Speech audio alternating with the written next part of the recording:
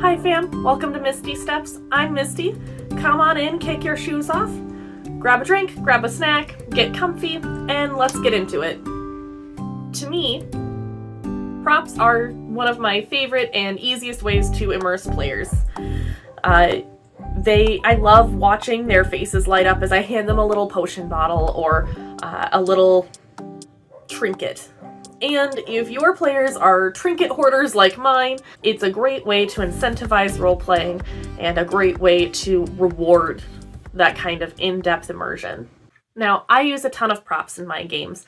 One of my campaigns uses Jane Austen's Good Society RPG rules on trinkets and reputation, so I'm definitely handing out a ton there. But even in my non-Good Society games, I am throwing out a lot of props like potion bottles and newspapers and evidence folders and anything I can get my little hands on. Now, I definitely want to do an additional video here in the future that talks about the favorite things that I have as props and how to set them up and make them, like the magic fireflies that my players will find in a hag's lair that will reveal secret messages, or the madman's diary that my players found in my London campaign, or the Book of Fae from Baldur's Gate that I'm working on. But for this video, I wanted to focus more on what I would call starter props. These are props that I would suggest people bring as a starter to see how your players react to them or how they like it, as well as props that I try to make sure I incorporate in any sort of this person's never played D&D before campaign, because I think that those props have really helped with the immersion in those one-shots. So let's start.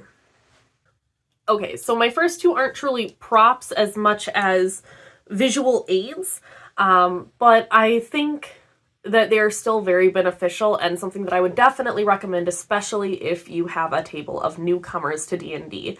First option is spell cards. They do sell these really beautiful spell cards that have everything written on the spell for 2014. These I made with some colorful scrapbook paper, a glue stick, and I printed off what the spell does from online. I just snipped it off of 5e.tools and stuck it on there. It's a little more durable than paper, and I will cut out these spell cards to give a stack. So if I have a new player who I know is playing a druid or a new ranger that has just a couple of spells, I will print those off ahead of time for them so that way they know what it is they can do and they have those cards that they can look at.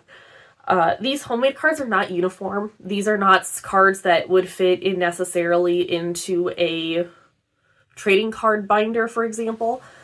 You definitely could do that with them.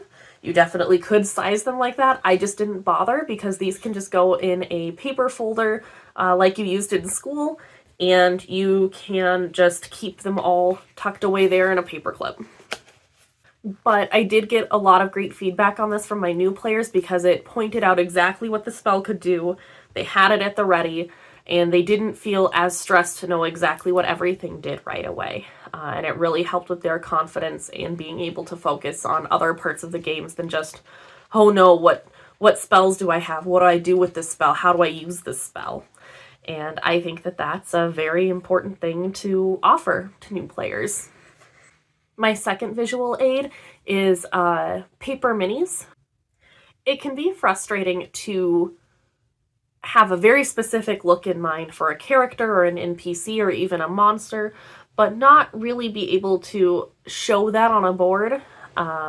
Using a zombie mini as Strahd is not always the impact that you're hoping for at a table. One thing that we have found that worked well and we especially use this when there are shipping delays, where I might have the perfect mini coming in from a 3D printed third party or from a who knows where. But For example, I did this when Hero Forge was having a lot of shipping delays, and so the minis that we had ordered weren't going to arrive until after our first combat.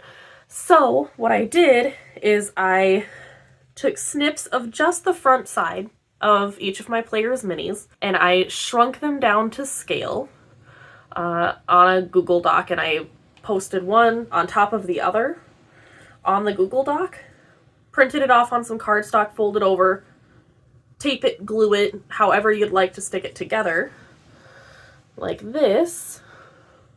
So they're the same on both sides.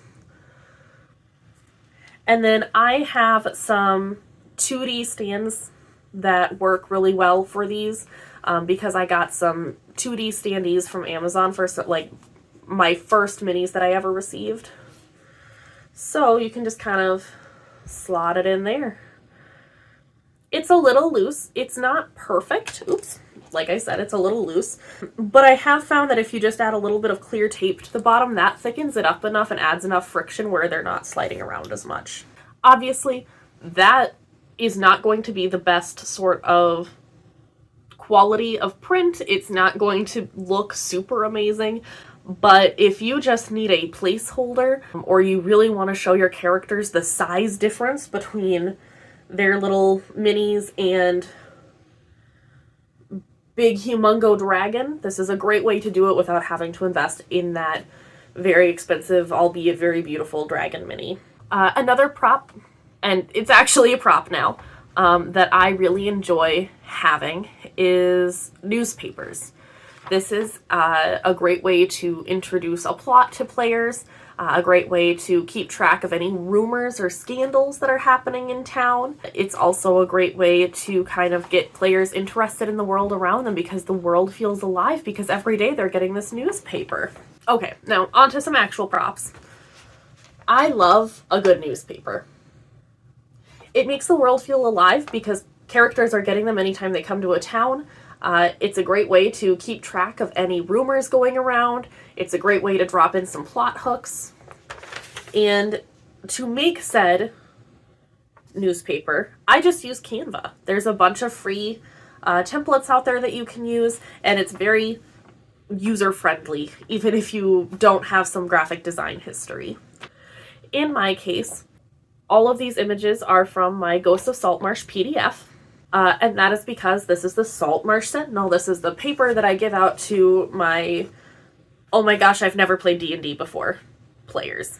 I run a very edited version of the Haunted House Ghosts of Saltmarsh one-shot for my first players. I think it's a great way to kind of introduce them to the game.